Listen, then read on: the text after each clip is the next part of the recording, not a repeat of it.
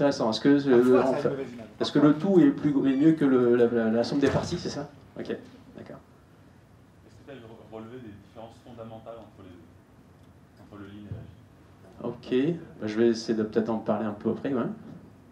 Gardez vos questions, parce que comme ça me permet de les avoir pour après, mais ça me permet aussi d'orienter un peu les conférences.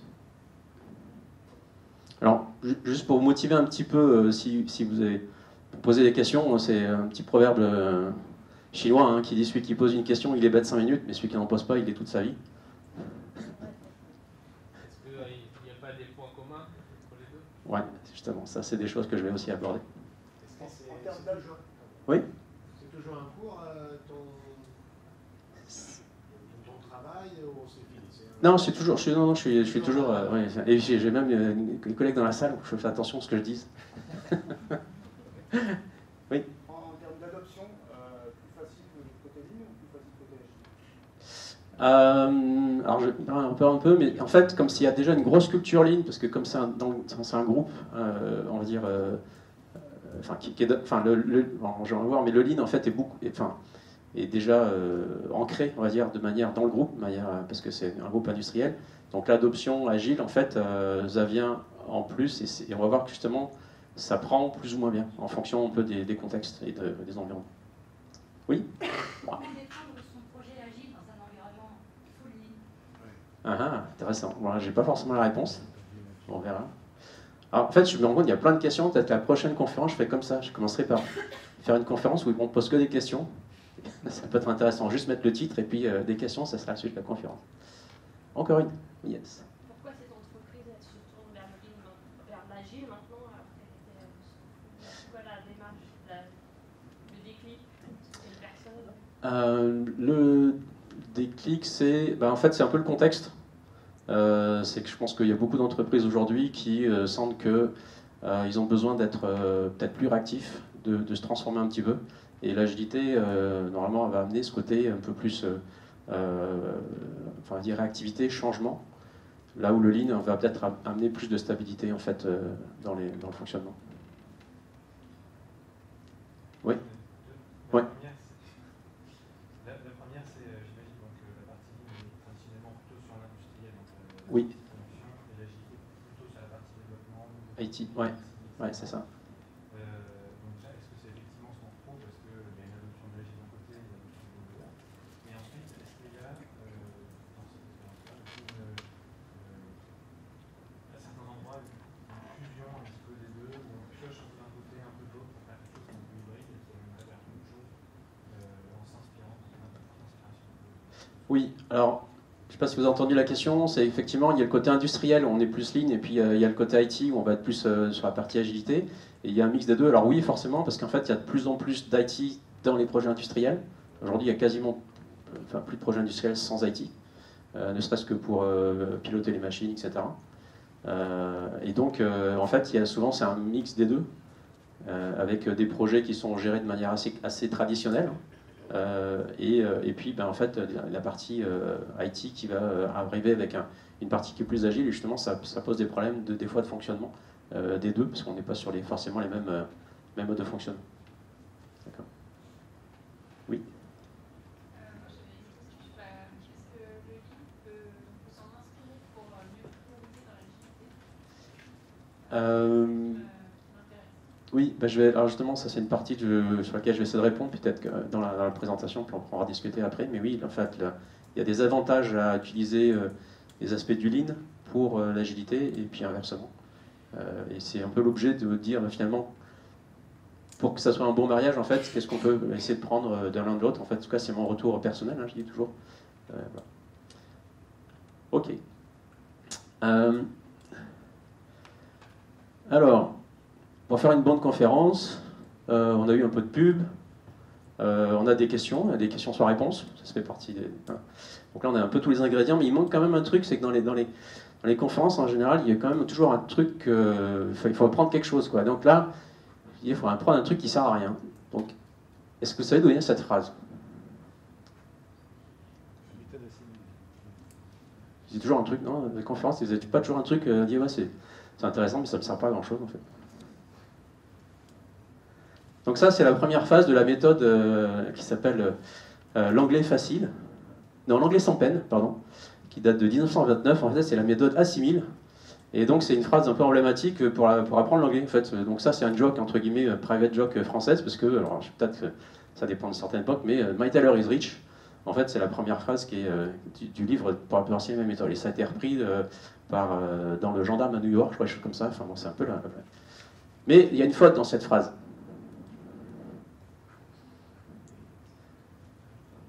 En fait, ce que je vais vous parler, c'est de Taylor. Mais c'est pas le même Taylor, c'est Frederick Winslow Taylor. Vous connaissez Taylor? Non? Alors, qui est Frederick Winslow Taylor? Frederick Winslow Taylor, en fait, c'est la personne qui est à l'origine du Taylorisme et qui a mis en place, en fait, les premiers concepts de l'organisation scientifique du travail. Donc, c'est une des premières personnes qui a commencé à réfléchir sur le travail en tant que voilà, côté scientifique. Donc en fait il a commencé par mesurer les temps de travail, regarder, optimiser, essayer de faire ça. Et donc dans les concepts qu'il a retenus, en fait il a fait une division verticale du travail entre ceux qui pensent et ceux qui exécutent. D'accord? Et donc là on retrouve dans l'industrie, on parle souvent de col blanc, col bleu. Col blanc c'est ceux qui pensent, col bleu c'est ceux qui exécutent, qui sont en atelier et qui font les choses. Et une dimension aussi horizontale du travail, où en fait il a essayé de découper le travail en gestes élémentaires, pour pouvoir dire finalement n'importe qui peut réaliser ces gestes élémentaires, quasiment sans penser, puisque finalement il y a d'autres personnes qui pensent, donc moi je vais, en fait on va découper ces gestes-là pour faire en sorte que les personnes se deviennent, voilà. Et donc il a travaillé sur les cadences, gestes élémentaires, etc. Et il a mis en place tout ce qui était effectivement la surveillance, en fait, donc avec des contrôleurs qui étaient là, qui chronométraient le temps que prenait pour faire différentes choses. Et puis la rémunération au rendement, puisque c'était dire, en fait, une personne qui plus elle va faire son geste, etc., plus elle va être rémunérée, donc une rémunération individuelle au rendement. Voilà. Alors moi, je suis assez fan de Frederick Taylor, en fait. Non, mais c'est vrai, parce qu'en fait, je pense que s'il n'avait pas été là, moi, j'aurais pas forcément de job. Et je pense qu'il y a pas mal de coachs agiles qui n'auraient pas de job non plus. Parce que quelque part, mon job, c'est un peu de démonter tout ce qu'il a fait depuis ces années-là. Puisqu'on est, en fait, bon, sur la partie agilité, on essaie finalement d'être dans le courant complètement inverse. Aujourd'hui, on va essayer de réunir ceux qui pensent et ceux qui font. Hein. On va essayer d'être plutôt finalement dans l'autonomisation que le contrôle, la surveillance, et puis dans le collectif plutôt que dans l'organisation individuelle. Voilà. Petit joke là-dessus. Voilà. Donc, tout ça pour mettre ça dans le contexte. Donc, Frederick Taylor, on est début du siècle, 1910. Et après, bon, je vais forcément parler, l'objectif c'était de parler de Lean et d'Agile. Donc, le Lean, en fait, est, on va dire, principalement arrivé avec Toyota. Donc, Toyota Production System, TPS, Daiichi Ohno, dans les années 1950. Je ne vais pas rentrer dans le détail, c'est juste pour remettre dans le contexte. Et donc, 1950, c'était l'après-guerre. Donc, le Japon, en fait, sort de la guerre. Ils sont perdants. Ils n'ont pas beaucoup de moyens. Et donc, ils vont. Et puis, par contre, l'industrie américaine, elle est un peu foisonnante, parce qu'après-guerre, ça a été boosté. Donc, en fait, de l'autre côté, vous avez Ford, etc., qui lancent, en fait, basé sur le Taylorisme, en fait, ils vont lancer des usines de production intensive. Et par contre, le Japon, ils n'ont pas de moyens. Donc, en fait, ils vont se dire, on va essayer de mettre en place quelque chose qui va permettre de faire quelque chose de qualité, mais vite et pas cher. D'accord? Et c'est de ça, en fait, qu'est sorti le Lean. Et puis, on commence à parler de management, en fait, c'est par des années 1980, en fait, c'est le MIT qui a repris un peu ces concepts-là, qui en a fait quelque chose d'un peu de formalisé. Et après, vous connaissez probablement le manifeste Agile qui arrive dans les années 2000. Déjà, en termes de dimension temporelle, ce qu'on voit, c'est qu'on est... le Taylorisme, ça fait plus de 100 ans, 110 ans. Le Lean, ça fait 70 ans. Et puis, en fait, l'agilité, on est plutôt sur 25 ans. Donc l'agilité est plutôt jeune, on va dire, c'est jeune adulte, sorti de l'adolescence peut-être, alors qu'en fait, voilà, le Lean, on est quand même sur quelque chose qui est assez vieillissant, et puis on pourrait presque dire que le Taylorisme, j'espère qu'il est enterré ou pas loin. C'est pas encore le cas. Après, ce qu'on peut regarder aussi, c'est que bon, alors, donc, Frédéric Taylor, il a écrit un bouquin, Taishino, il a écrit plusieurs bouquins, et alors, ils l'ont écrit, enfin, il y a Taishino, puis il y a aussi le Eiji Toyoda, qui est en fait un des héritiers de Toyota, c'est lui qui a, en fait, qui a monté en fait, toute la partie Toyota. Voilà, donc c'était assez formalisé, ils ont écrit des bouquins, et puis en fait, l'agilité, ça a été écrit en un week-end par 17 personnes en fait, qui sont allées au ski. Donc, et en fait, ils ont écrit ça sur un bout de mur. Puis effectivement, quand on regarde Manifeste Agile, moi, la première fois que je l'ai lu, je me suis dit, mais qu'est-ce que c'est que ce truc là? En fait, ils ont écrit quatre valeurs sur un truc, il y a 10 principes. Enfin, voilà. Mais effectivement, donc, on peut regarder déjà dans la façon dont ça a été écrit. D'un côté, tout à l'heure, il était tout seul. Le Lean, en fait, ils étaient déjà un peu plus dans la collaboration, ils étaient à deux. Et puis l'agilité, 17 personnes pour sortir quelque chose qui est vraiment très, comment dire, simple, entre guillemets. Et puis, il y a quand même une grosse différence, on va revenir là-dessus, c'est que tout ce qui était écrit sur la partie Taylorisme et Lean, c'est plutôt orienté industrie. Et l'agilité, on est vraiment dans le logiciel. Donc même si aujourd'hui, certaines personnes, enfin auteurs du manifeste agile disent, en fait, on n'aurait pas dû mettre software development dans le manifeste agile, ça a quand même été écrit pour faire du software development. Donc il y a quand même cette grosse différence qui est là entre l'industrie et le logiciel.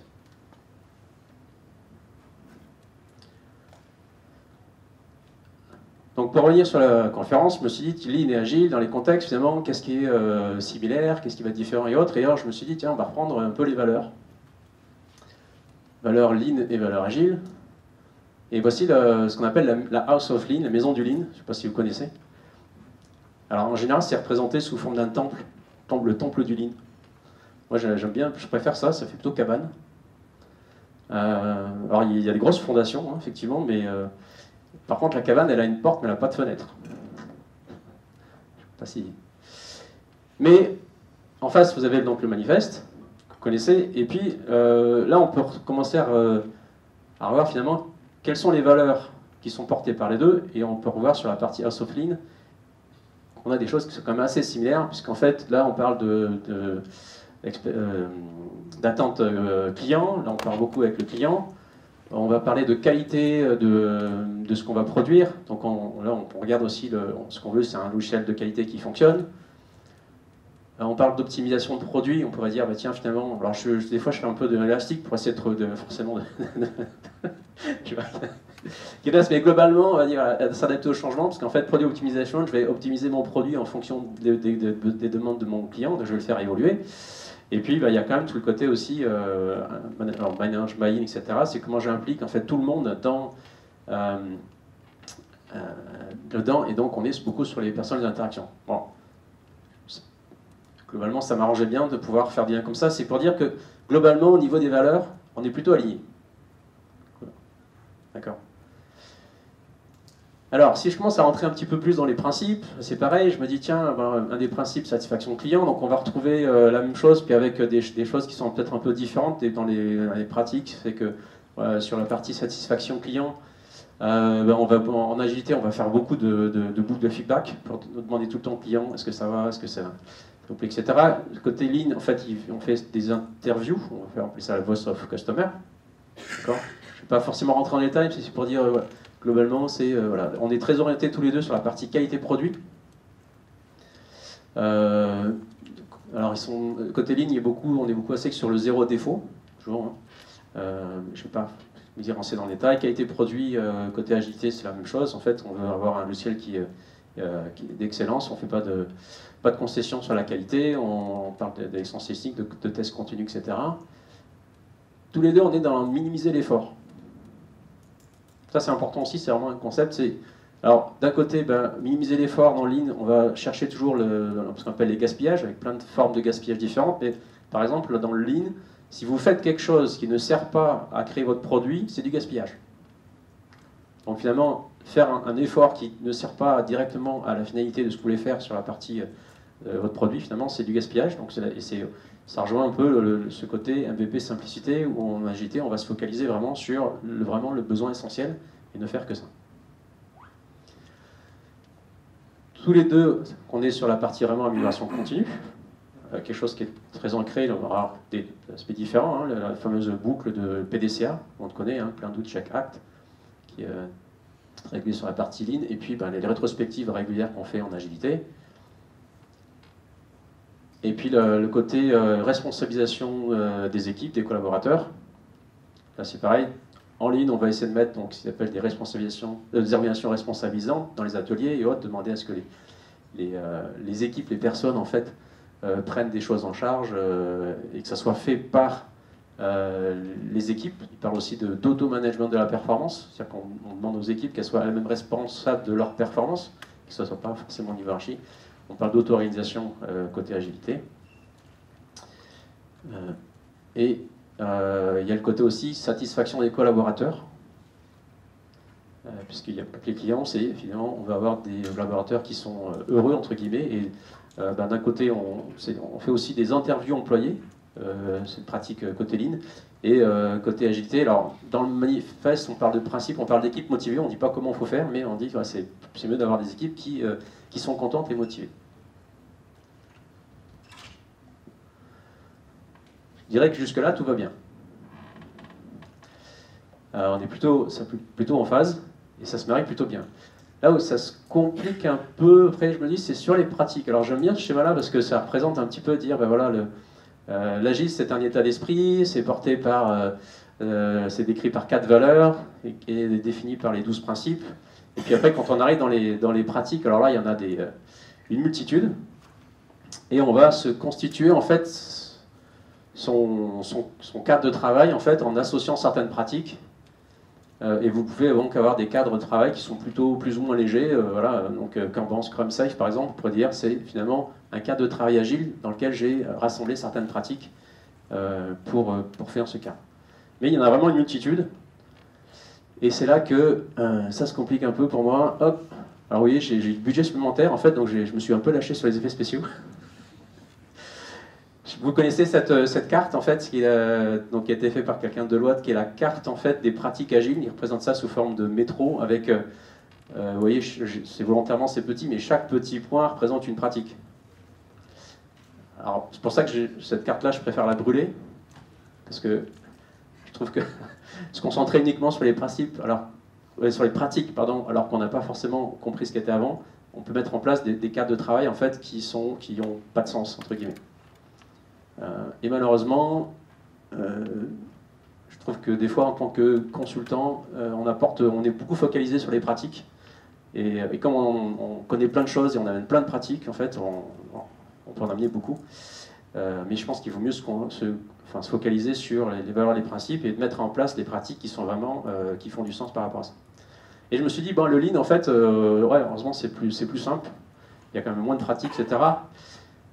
Mais quelques étoiles pour Lean, mais en fait je me trompais, parce que c'est les pratiques Lean que je connais. Mais en fait quand on cherche un peu sur les pratiques Lean, globalement il y en a pratiquement autant. Là j'ai trouvé des schémas, voilà. Donc ça c'est le temple du Lean avec toutes les pratiques Lean qu'il peut y avoir, je ne suis pas rentré dans le détail. Donc finalement il y a un foisonnement de pratiques en fait, d'un côté comme de l'autre. Bon. Donc après, effectivement, à choisir, je pense, à mettre en place les bonnes pratiques qui correspondent à votre contexte, ça c'est vraiment quelque chose qui est ancré dans la partie agilité. Le Lean, on va le voir qu'il y a des choses qui sont un peu différentes, et on est plutôt des fois sur des pratiques qui sont un peu standards. Après, côté management, là c'est plutôt bien. Parce que d'un côté, en fait, alors justement le Lean Management, pardon. Oui, vas-y. Du coup, tu disais que ça se séparait, mais on est encore sur le même point précédemment. C'est-à-dire que dans les deux cas, ce n'est pas les pratiques qui sont plus importantes, c'est les valeurs et les principes. Exactement, bien sûr. C'est encore similaire. Oui, c'est encore similaire, je suis d'accord. Oui. Enfin, c'est similaire dans le sens où les valeurs, les principes sont communs, et en fait, on se retrouve avec un foisonnement de pratiques. Et je pense qu'effectivement, il faut peut-être qu'on se limite à certaines pratiques à mettre en place, et choisir les bonnes pratiques qui correspondent au contexte, et pas être forcément dans je veux déployer toutes les pratiques. Enfin, sinon, Voilà. Et ce qu'on peut des fois constater, c'est qu'on est dans il faut que je mette en place telle pratique, parce que c'est la bonne chose à faire. Donc oui, c'est quelque chose encore similaire, c'est qu'il y a, de mon point de vue, trop de pratiques et probablement qu'on met en place, et je m'inclus là-dedans, parce qu'en tant qu'accompagnant, on a tendance à pousser des pratiques, et des fois de dire, tiens, tu peux faire ça, puis en fait on se retrouve avec une multitude de pratiques qui font plus forcément de sens à la fin.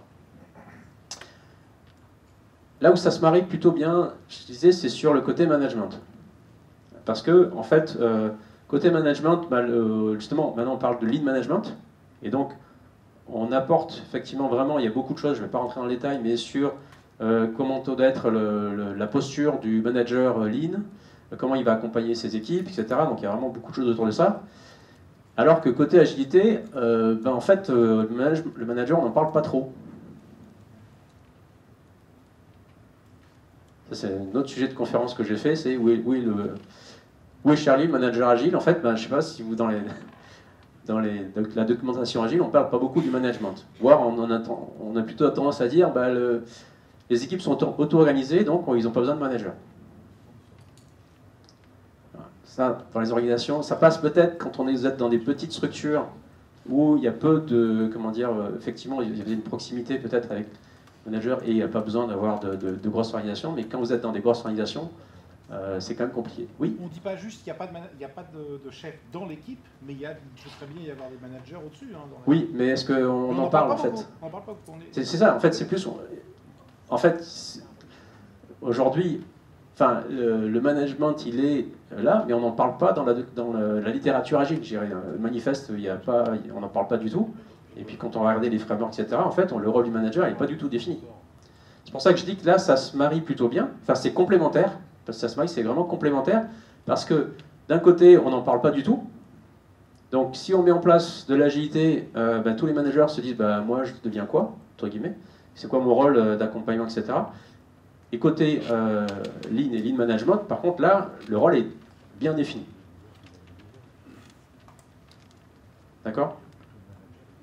Je dirais presque pas trop, mais c'est vrai qu'il y a ce côté, vraiment le rôle du manager dans l'accompagnement de l'équipe. Oui? Pour moi, la différence entre les deux, c'est surtout sur le côté lean management, on parle plus de manager, comme vous disiez. Oui. Bien. Mais côté agile, je verrais plutôt des leaders. C'est la différence entre les deux. Alors, est-ce qu'on en parle dans la littérature agile des leaders? Oui, pour donner la vision. Oui. On dit que la vision est pilotée par le leader et qu'il n'intervient pas sur les équipes qui laissent en power et trust. C'est cette notion-là qui vient. Oui, après, voilà, on dit qu'on répartit les responsabilités entre le fonctionnel, le technique, etc. Mais ce que je veux dire, c'est que... Il y a beaucoup moins de littérature, je suis d'accord. Voilà, c'est ça. Donc, plutôt, pour moi, ça, c'est un contexte vraiment qui est intéressant si on veut mettre les deux en place, ce qui permet, en fait, j'ai un peu plus d'embarquer le management, en fait, puisque finalement, on leur donne, c'est beaucoup plus clair un peu le rôle qu'ils ont, eux, à mener par rapport à l'accompagnement des équipes. D'accord ? Mais le rôle du management, là, ça reste assez prépondérant quand même, on reste sur du management, effectivement. Donc il y a un équilibre à trouver, mais ça, on va le voir, c'est un peu tout le temps pareil, hein, entre les deux. C'est-à-dire que d'un côté, on dit, l'agilité, vous êtes dans l'auto-organisation, donc les équipes s'organisent comme elles veulent, etc. Et de l'autre côté, dans le lead management, le manager a un rôle et c'est quand même le manager de l'équipe. Donc c'est quand même lui aussi qui va accompagner l'équipe, mais c'est quand même lui qui décide à la fin. Mais globalement, ce que je veux dire, c'est que ça fonctionne plutôt bien. Alors, je vais peut-être donner des exemples plus concrets, parce que c'est vrai que je voulais que ça soit assez concret. Pour l'instant, je suis assez théorique. Par exemple, ici, on a fait ça sur une équipe, donc une entité en fait complète, où on a accompagné les équipes. Alors, c'est en plus une entité plutôt infrastructure, qui ne sont pas trop dans le code. Sur leur pratique, et donc on a fait un accompagnement des équipes avec, on était 2 ou 3 coachs en fait à accompagner directement les équipes dans leur quotidien, et en parallèle en fait il y a eu un accompagnement qui a été mis en place sur l'équipe de management de l'infrastructure, de la partie de l'entité infra. Et on a vraiment vu des effets en fait des deux côtés, c'est-à-dire que d'un côté on a pu amener les équipes à se reposer des questions sur le rôle, la responsabilité et l'autonomie qu'elles ont en termes de prise de décision sur leur périmètre. Et ça a été supporté par le management parce que, ayant été accompagné aussi sur la partie lean, on les incite aussi à dire, en fait, il faut aussi accompagner, aider les équipes à se responsabiliser, à prendre des décisions. Et donc, quand vous avez une équipe qui dit, OK, on aimerait bien faire des choses et que vous avez le management qui encourage, ça se passe beaucoup mieux. D'accord? Donc, c'est ce côté-là, je dis, parce que quand on dit sur l'autonomie et surtout sur l'autonomie de prise de décision, c'est pas forcément si simple. Parce qu'on peut dire, OK, je délègue quelque chose, mais si la personne n'a pas envie de prendre les décisions, on n'y arrive pas. Donc des deux côtés, ça se passe plutôt bien. Un exemple que je peux donner, c'est que, en fait, une équipe que j'accompagnais, en fait, ils travaillaient sur la mise en place d'un produit sur l'infrastructure. Ça faisait 2 ans qu'ils travaillaient sur le truc, ça ne marchait pas. Et en fait, après l'accompagnement, avec l'équipe et le management, ils ont décidé d'arrêter ça. Ça a pris 15 jours. Et ils ont dit, OK, ce projet-là, on l'arrête, pouf. Oui, c'est des effets un peu comme ça. Donc je trouve ça plutôt intéressant parce que vraiment c'était des deux côtés. C'est-à-dire que l'équipe est remontée en fait en disant ce produit-là, pourquoi est-ce qu'on le déploie? En fait, il est demandé par personne et ça apporte rien à l'entreprise, etc. C'est juste parce qu'il y avait une négo commerciale avec le fournisseur du produit. Et donc derrière, vous avez la pression de dire il faut utiliser un produit qui est presque gratuit et remonter ça au management. Et le management, pareil, a dit finalement. Comprenez ça, OK, c'est votre décision, et on le fait. Je peux vous donner un cas concret dans le cas où ça se marie plutôt bien. Un autre aspect où je trouve que c'est complémentaire, c'est sur cette notion de mesure. Donc ça rejoint un peu la question que tu disais tout à l'heure, finalement, comment est-ce qu'on aide l'agilité, c'est que dans l'agile, on dit qu'il faut mesurer, etc., on parle de valeur, mais souvent on a un peu des schémas comme ça, non? On parle de valeur, mais on met quoi en fait en termes de valeur, concrètement? On a du mal en fait à arriver sur des choses concrètes. Chaque fois qu'on parle dans les équipes, on dit il faut être orienté valeur, mais en fait c'est quoi la valeur qui est livrée par les équipes? Comment on la mesure? Et là-dessus par contre le Lean ils sont très forts. Parce que c'est vraiment quelque chose qui est ancré pour eux et en fait ils sont dans la mesure permanente. Donc en fait ils ont énormément de choses qu'ils vont mesurer, qu'ils vont apporter et après on va regarder effectivement par rapport à ce qui peut être mesuré, est-ce qu'on peut trouver quelque chose qui va... Alors moi je parle souvent de proxy de valeur, parce que des fois on n'arrive pas à trouver la valeur exacte, mais quelque chose qui bouge en même temps que la valeur qu'on produit, parce que des fois la valeur c'est difficilement définissable, et de se dire ok, qu'est-ce qu'on peut mesurer qui nous donne une tendance par rapport à ce qu'on produit, est-ce qu'on est plutôt bien ou pas? Donc là on est plutôt vraiment complémentaire sur ces aspects, je pense mesure, parce que la culture de la mesure c'est vraiment très ancré dans le Lean, et quand vous êtes dans un environnement où il y a cette culture-là, c'est beaucoup plus facile en fait d'aller mettre en place des aspects mesure. Un exemple que je peux donner, par exemple, c'est... alors, après, c'est... Bon, mais en fait, on a mis en place, on s'appuyait sur l'étude Accelerate. Vous connaissez Accelerate? En fait, c'est une étude où ils ont mesuré... ils ont essayé de déterminer comment est-ce qu'on peut mesurer justement la performance du développement logiciel. Donc, ils ont étudié plein d'entreprises. La boîte qui a fait ça, c'est Dora, qui fait partie du groupe Google. Et ils ont trouvé en fait 4 métriques, 4 mesures qui disent en fait si on utilise ces 4 mesures, on peut essayer d'évaluer un peu la performance en fait du fonctionnement des équipes en delivery logiciel.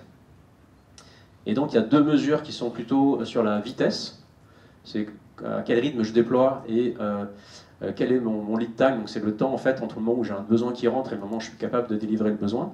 Et 2 mesures sur la stabilité, et dire finalement mon système il est stable et en combien de temps je peux si j'ai un défaut, combien de temps je peux remettre en place mon défaut.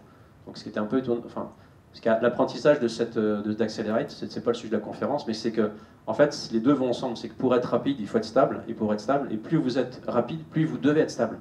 Parce qu'en fait chaque fois que vous amenez un changement, vous amenez de l'instabilité dans le système. Donc si vous faites beaucoup de changements, finalement, vous êtes obligé d'avoir un système qui est beaucoup plus stable. Et donc on arrive avec avec plusieurs mises en production par jour, etc. Parce que finalement, ça doit devenir un non-événement, la mise en production. Et plus vous le faites, en fait, plus forcément votre système il va être stable et résilient en fait au problème. Bon. Petite parenthèse, donc pour dire que voilà, en fait, le fait d'apporter typiquement ces mesures type Accelerate, je pense que ça a été accueilli plus favorablement dans un contexte en fait, où la culture de la mesure était importante, parce qu'en fait, comme ils mesurent beaucoup de choses sur leur chaîne de production, c'est assez naturel pour dire en fait, on doit aussi mesurer en fait, la performance de notre delivery logiciel. Donc un contexte où c'est plutôt complémentaire, parce que je pense effectivement, côté agilité, on parle beaucoup, mais on a du mal à mettre en place des choses concrètes. Et je vois que je parle toujours. Alors, maintenant, là, on va passer un petit peu du côté un peu plus dark. Je vous parlais de l'industrie et du logiciel. En fait, le Lean et l'Agile, ils n'ont pas du tout été conçus dans la même intention. Donc le Lean a été vraiment conçu pour l'industrialisation. Donc pour quelque chose, en fait, l'industrialisation, c'est je vais fabriquer quelque chose, toujours la même chose, avec le même niveau de qualité.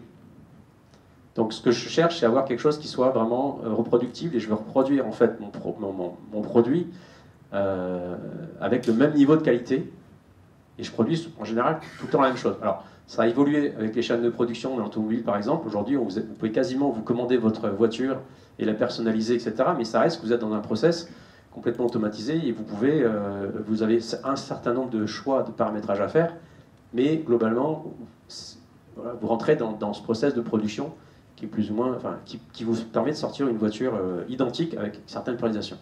Dans le logiciel, alors en fait c'est l'inverse. Est-ce que quelqu'un a développé 2 fois exactement le même logiciel?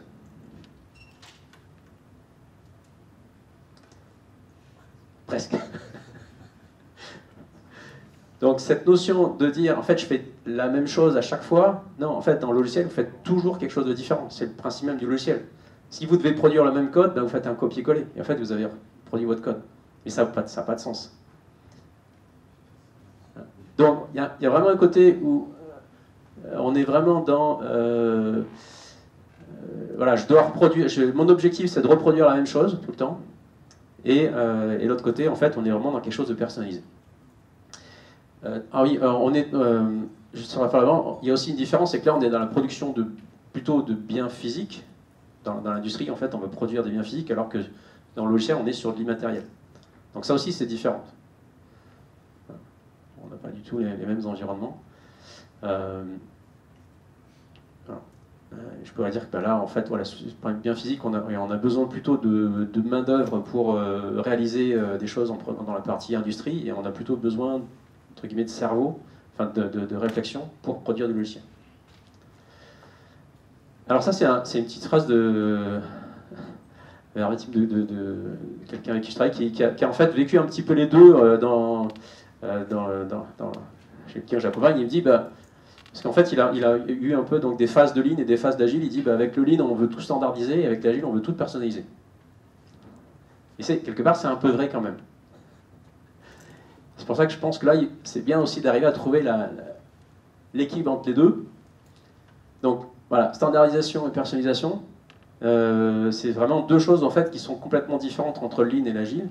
Dans le côté Lean, en fait, on va essayer vraiment de standardiser alors le produit qu'on va fournir, mais on essaie aussi de standardiser notre process. Le process, comment on va le faire, de manière à ce qu'on puisse que ça soit complètement reproductible. Et voilà, de manière à ce qu'on... Et c'est là, effectivement, quand on veut standardiser le process, ben on va mettre en place plein de normes de fonctionnement pour assurer la même qualité, etc. Donc on parle beaucoup de standards, et donc les équipes Lean parlent beaucoup de standards d'équipe. Alors le standard d'équipe, on dit ben, c'est un standard d'équipe. Donc en fait, l'équipe peut adapter son standard, ce qui est plutôt bien. Sauf que souvent, ben, vous avez un standard d'équipe, et puis un manager, lui, il a plusieurs équipes, donc il aime bien que les équipes aient quand même un peu le même standard. Donc vous vous retrouvez à avoir des équipes, finalement, qui ont un peu tous les mêmes standards. Et des fois, on peut se poser la question, mais pourquoi vous avez choisi ce standard-là? En fait, c'est parce que ça fait partie des bonnes pratiques dans le contexte, de dire, ben, en fait, il faut qu'on fasse ça, il faut qu'on fasse ça, il faut qu'on fasse ça, c'est partie de nos standards d'équipe. Après, ils vont peut-être personnaliser un petit peu leurs standards, mais attention, côté Lean, effectivement, à cette notion de standardisation, où en fait, on est dans... Des fois, ben, je pense qu'il faut le faire parce que c'est bien. Et côté agilité, on est dans la personnalisation, des fois l'hyper-personnalisation. puisqu'on veut faire quelque chose qui est complètement adapté à son client, et puis des fois ça part un peu dans tous les sens aussi, parce que mon client il veut ça, mon client il veut ça, etc. Et donc en fait je fais tout pour mon client, et à la fin on se retrouve avec un truc en fait qui, on ne sait plus trop ce que ça fait, parce qu'on a tellement personnalisé pour plein de clients, que voilà. Donc ça je pense qu'il y a aussi un équilibre à trouver là-dedans. L'image que je pourrais donner, c'est dans la salarisation, en fait là on est plutôt sur, si je reviens sur le tailleur, on est plutôt dans la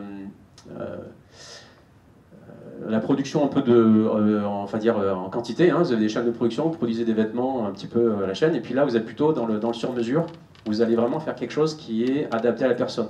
Une différence aussi que je peux voir, c'est qu'en fait, quand on regarde la qualité en ligne, on regarde beaucoup la qualité du produit qu'on fournit. En agilité, en fait, on va regarder aussi, on va regarder l'expérience, l'usage, en fait, la qualité de l'usage du produit, ce qui est un peu différent. C'est qu'en ligne, vous dites, je fais mon produit, et après, mon client il est content ou pas de la qualité de mon produit, et je ne me pose pas trop de questions sur comment mon client va l'utiliser. D'accord ? On fait des interviews pour savoir si le produit est adapté, etc., mais ce n'est pas dans la conception. C'est une fois que j'ai produit mon client, ok, maintenant, est-ce que peut-être que je change mon produit parce que j'ai de nouveaux besoins, etc. Mais voilà, c'est un petit peu différent des deux. Et je vois que il me reste trop court. Je vais accélérer. Pareil, une chose qui est vraiment différente, c'est le côté process ou interaction. Moi, des étonnements que j'ai eu quand je suis arrivé dans le fonctionnement, c'est que même dans le fonctionnement de l'équipe, on avait beaucoup de choses qui étaient un peu process. C'est-à-dire que quand on se réunissait, en fait, on avait tout un process pour dérouler en fait dans nos réunions. En fait, on passait par tout quelque chose. Alors, c'est plutôt bien et confortable quand on est nouveau, on arrive, on dit on n'a qu'à suivre ça. Mais en fait, on fait systématiquement un peu la même chose. Et donc, beaucoup d'équipes travaillent plutôt sur le process, alors qu'en agilité, on va essayer de maximiser les interactions. Les interactions, en fait, avec tout le monde. Ici à côté, là, c'était des équipes, vous avez des développeurs qui sont là et qui présentent en fait ce qu'ils ont leur réalisation, leur code à des utilisateurs. Une des différences aussi qu'on peut voir sur les deux. Une différence sur le côté process owner et product owner. Le process owner, en fait, donc il y a un process le process est là pour supporter en fait le fonctionnement de l'entreprise, et on est un peu dans cette notion où finalement mes utilisateurs ils doivent respecter le process. Une fois que le process est en place, en fait c'est aux utilisateurs de respecter le process, alors que le product owner en fait il va plutôt travailler pour ses utilisateurs. Ici là on a un peu le process owner qui est au centre, c'est lui qui décide en fait, hein. Et je me suis retrouvé dans des confrontations justement où en fait on avait des process owners et ils se disent non, de toute façon c'est ça qu'il faut faire, parce qu'ils savent quel est le process, et ils ne se posent pas trop la question de les utilisateurs, comment ils vont ils veulent l'utiliser, etc. Alors j'ai eu des réunions assez intéressantes avec des process owners et des personnes qui font le UX, parce que les process owners ils disaient mais en fait l'UX ça sert à rien, ça ne fait que nous ralentir. Parce qu'en fait, voilà, l'usage, l'expérience utilisateur, c'est en fait, il faut respecter le process, on met en place un process et puis on respecte le process. Donc attention aussi là-dedans, alors je pense que c'est bien d'avoir un équilibre autour de ça. Autre chose que j'ai trouvé de différent, c'est le côté problème et solution. En ligne, on est très orienté problem solving. On demande aux équipes de faire du problem solving tout le temps. Donc dans la partie amélioration, souvent on est dans... en fait, il faut résoudre nos problèmes. Et donc, souvent, le problem solving, c'est un exemple. Là, c'est les 5 pourquoi. Vous avez les arêtes de poisson, les Ishikawa, etc. Et en fait, on va souvent creuser dans le problème. Et puis, je dirais presque que si vous n'avez pas de problème, il faut en trouver pour les résoudre. Alors qu'en agilité, je trouve qu'on est plutôt... Alors moi, en plus, j'aime bien les approches solution focus. Je trouve qu'on est plutôt orienté solution. Se dire, finalement, qu'est-ce qu'il faut qu'on fasse pour que ça fonctionne.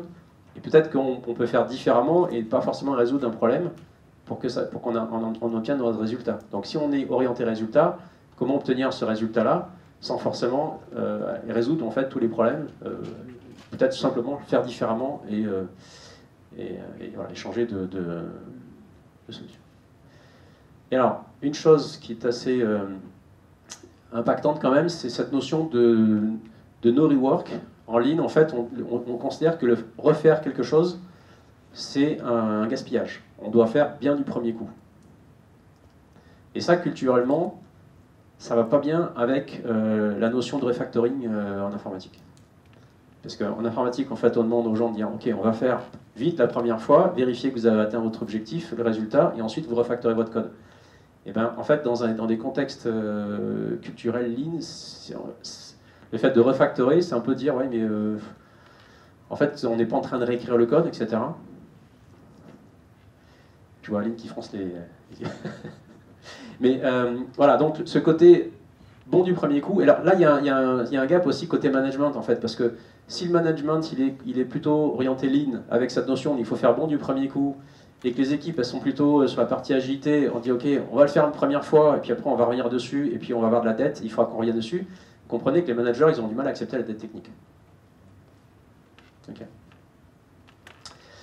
Alors, encore, j'ai l'impression que je suis à la fin, comme d'habitude. Voilà. Alors, il y a le côté aussi, le positionnement du coach, en fait. Donc, le coach lean, en fait, c'est un sensei, donc c'est un maître. Il sait, en fait, souvent, on va attendre du coach lean, c'est lui qui va donner l'exemple. Donc, c'est plutôt un maître démonstrateur. Donc, vous faites venir le coach lean, il va vous dire, OK, c'est comme ça qu'il faut faire. Après, il va montrer le geste, il faut reproduire le geste, et après, on va demander à la personne d'acquérir son propre geste. Mais on commence par dire, regarde ce que fait le maître et reproduis ce que fait le maître.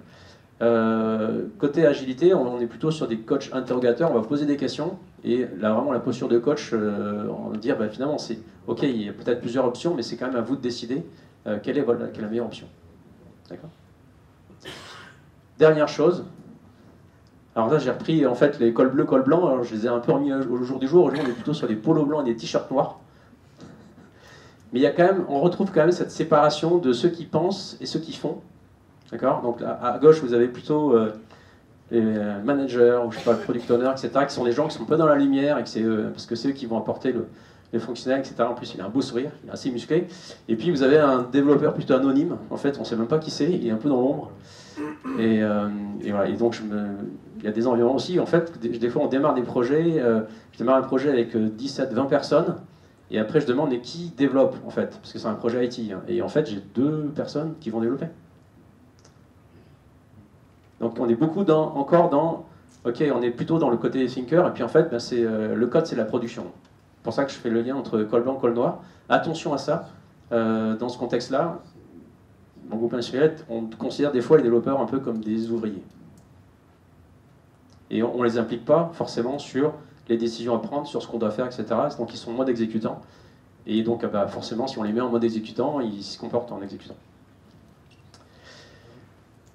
Et voilà, et donc tout ça pour dire que si on fait un peu attention à ça, on peut revenir côté lumière et essayer de trouver un bon mélange des deux. Donc ce que je vous disais, finalement, c'est un petit peu toutes les choses auxquelles il faut un peu faire attention, je pense, mais il y a quand même beaucoup de choses qui sont, de mon point de vue, complémentaires. Et si on fait attention à avoir vraiment cet équilibre, je pense que ce côté yin et yang, en fait, c'est vraiment bien pensé.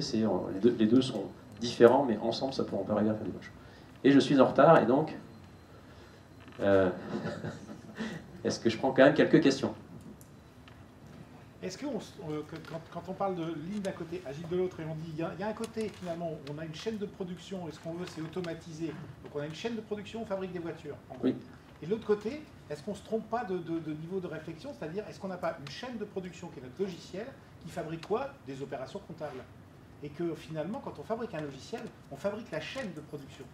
Oui. Est-ce que du coup c'est pas exactement la même chose ? Il n'y a pas du build des deux côtés. C'est la chaîne de production, et la chaîne de production, c'est le logiciel, ou c'est la chaîne de production de voitures, et de l'autre côté, on a du run, on fabrique des voitures, et là, elles doivent être toujours pareilles, on fabrique des opérations comptables, elles doivent être toujours pareilles.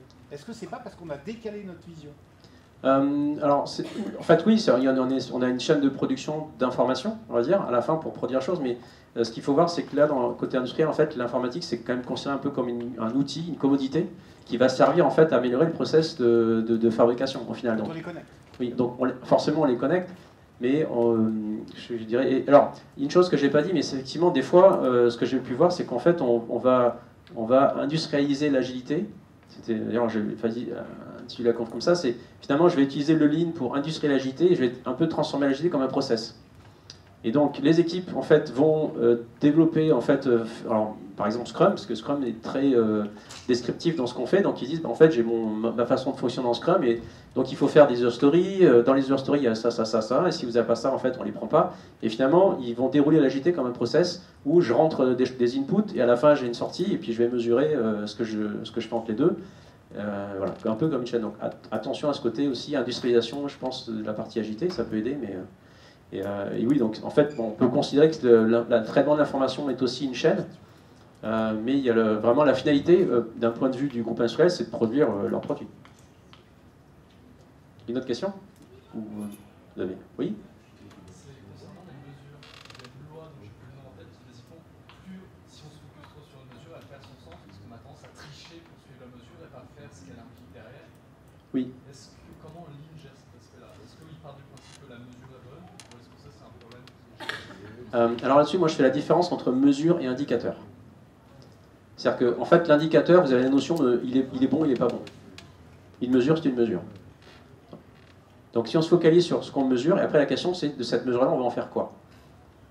D'accord? Si vous dites, j'ai cette mesure-là, c'est un indicateur, et globalement vous touchez une prime si vous atteignez tel niveau de mesure, là vous passez dans l'indicateur, et forcément les gens vont se comporter pour atteindre ça.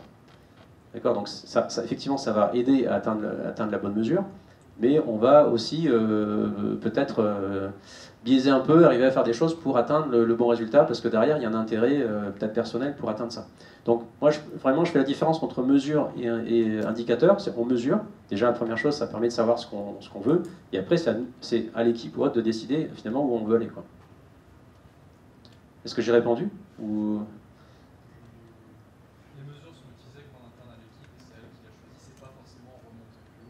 C'est ça. Ouais. Et attention à mettre trop de mesures ou trop d'indicateurs. Là, j'ai une équipe qui veulent démarrer. Et ils ont voulu un tableau de bord de gestion en performance avec 500 indicateurs. Alors, on a travaillé, ils sont revenus à 250. Donc voilà, faire attention, effectivement, voilà, je pense qu'il y a un truc. Une dernière question, on en reste là. Il y avait une main qui s'était levée, non? C'était juste... Ok. Eh bien, je vous remercie. C'est bien.